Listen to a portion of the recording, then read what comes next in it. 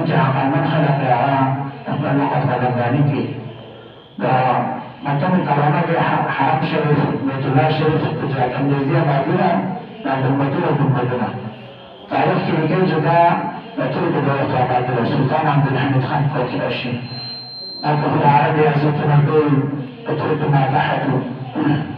ډېره زمانه بنو امیه خاندان حکومت کړی و. بیا بیا هغوی ختم شو. بیا عباسي خاندان ډېر زمانه په اسلامي دنیا باندې حکومت کړی و. بیا د هغوی وروسته سلطنت عثمانیه ترکو یې کنډې کړی ټول اسلامي دنیا باندې حکومت کړی و. دا تعبیر هغه کسانو باندې کړی دی چې هغه ماشومانو باندې هغوی قرآن کریم یاد کړو، ورته معمارۍ د ګیتارې چغې کړو، نو په لاس یې کار کوو، په خوله به یې تلاوت کوو.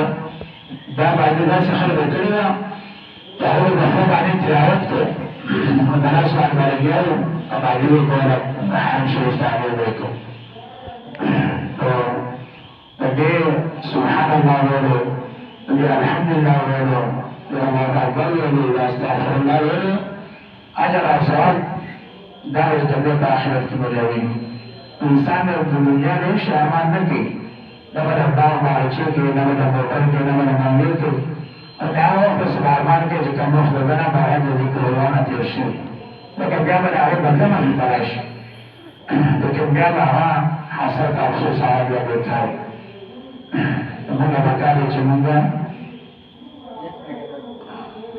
یې خپل وخت قدرداني وکړو او په دې کې د ذکر ارکان وکړو، تلاوت وکړو او